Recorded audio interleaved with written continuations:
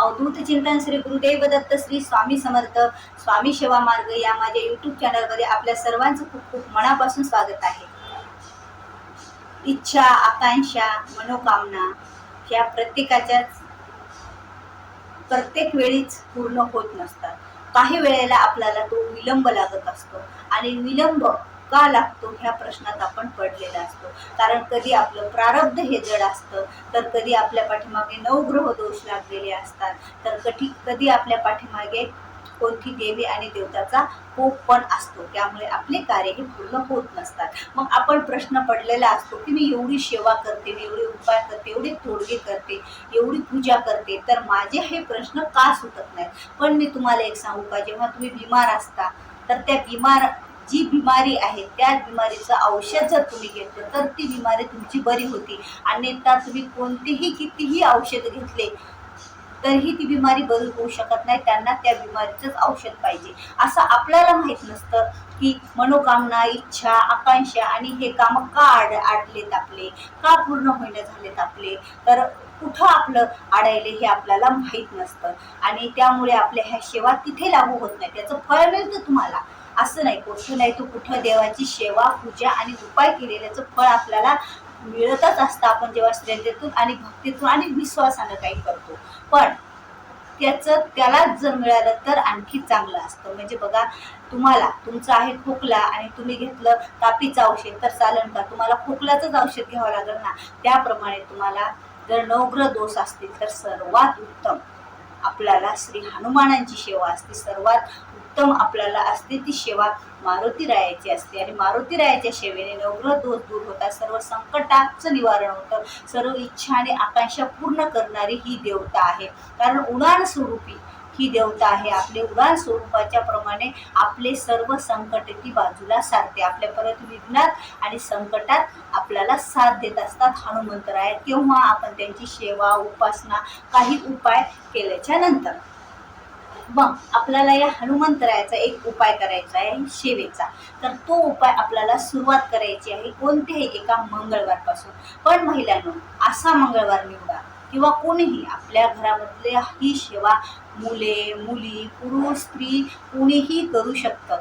पण स्त्रियांनी, मुलींनी आपलं मासिक धर्म, आपले पिरियडची वेळ जाऊ देऊन करा. कारण 11 दिवस आपल्याला न खंड पडता ही सेवा करायची आहे. जर तुम्हाला सुतक असेल तर तेव्हाही तुम्ही करू शकणार नाही. तुम्हाला इर्दी असेल तेव्हाही तुम्ही ही सेवा करू शकणार नाही.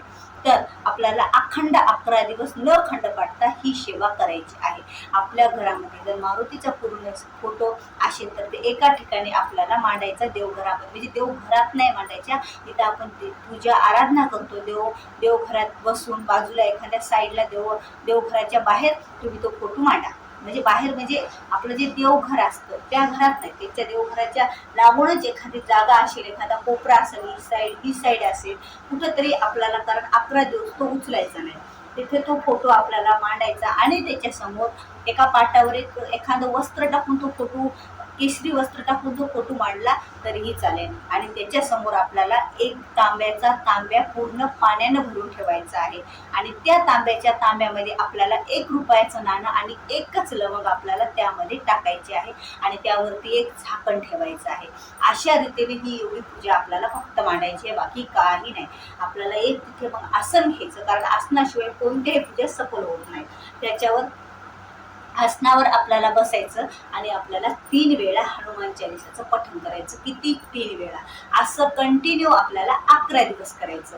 3 वेळा आणि आपल्याला 11 दिवस हनुमान चालीसाचं पठण करायचं. म्हणजे एका दिवशी 3 वेळा करायचं. तसं 11 प्रत्येक दिवशी मग 3 वेळा करायचं. आणि जागा बदलायची नाही, तिथं समोर बसून करायचं. वेळ पण बदलायची नाही. तुम्हाला जेव्हा तुमचा फ्री वेळ असेल तेव्हा तो वेळ तुम्ही निवडा आणि त्या वेळेनुसारच तुम्ही ती सेवा करा. पण सकाळी जर तुम्ही सेवा करत असाल 8, 9च्या, 10च्या म्हणजे 12च्या अगोदर जेवण करण्याच्या, तर अगदी उत्तम ती सेवा राहील. कारण त्याचं परिपूर्ण हे आपल्याला फळ घ्यायचं आहे. आपल्या मनोकामना, इच्छा आणि अडलेली कामे पूर्ण होण्यासाठी जे तुमचं काही असेल ते. तर तुम्हाला काहीच नाही, फक्त तेवढं एकदा मांडणी करून ठेवायची आणि दररोज एका ठिकाणी एकाच वेळेला बसून दररोजच्या दररोज 3 वेळा हनुमान चालीसा वाचायची. आज 3 वेळा, उद्या 3 वेळा, परवा 3 वेळा हनुमान चालीसा अशी 11 दिवस वाचायची. आणि एकाच जागेवर बसून त्यावेळेला शक्य म्हणजे ब्रह्मचर्याचं तर पालन करायचंच आहे.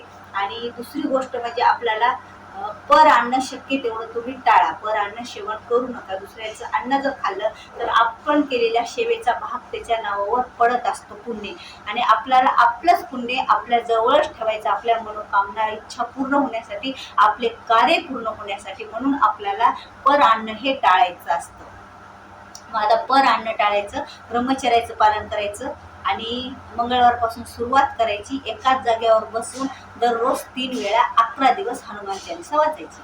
आज 3 वेळा, उद्या 3 वेळा, असं 11 दिवस वाचायची आणि 3 वेळा वाचायची. आणि त्याच्यानंतर आता शेवटच्या दिवशी काय करायचं बघा. शेवटच्या दिवशी आपल्याला काही नाही, एखादा प्रसाद ठेवून द्या खडीसाखरेचा. वाटलं तुम्हाला काही करा, हनुमंतरायाला एखाद्या लाडूचा प्रसाद करा. असं काहीच नाही. देवघरात दाखवा, हनुमंतरायाला दाखवा.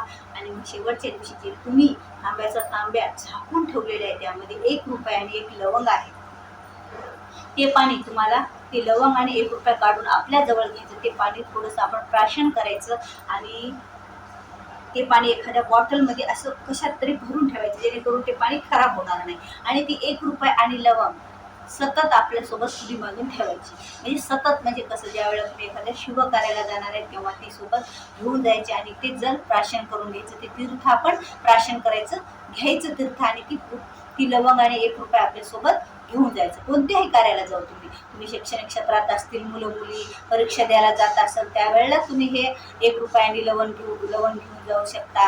व्यवसायामध्ये तुमची प्रगती होत नसेल तर दररोज व्यवसायाच्या ठिकाणी जाताना ते थोडंसं तीर्थ घेऊन आणि ते 1 रुपया आणि लवंग तुम्ही सोबत घेऊन जाऊ शकता.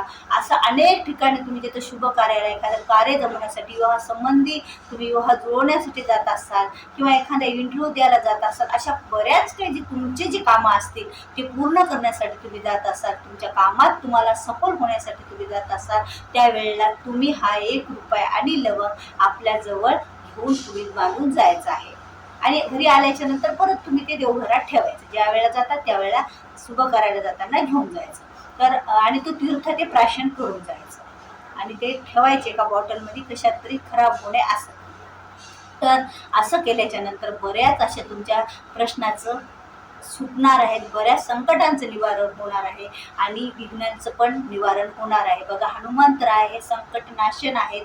ते संकटाचं निवारण करत असतात. आणि जेव्हा त्यांची हनुमान चालीसा ही पठण केली जाते, मंगळवार हा त्यांचा हनुमानरायाचा दिवस आहे आणि त्या दिवसापासून तुम्ही सुरुवात करून 11 दिवस आपण जर केलं तर आपल्याला खरंच हनुमान चालीसाचं पठण केलं 11 दिवस आणि असा हा उपाय केला तर आपल्या कितीही कठीण इच्छा असो तो पूर्ण झाल्याशिवाय राहणार नाहीत. आपली मनोकामना ही निश्चितच पूर्ण होणार.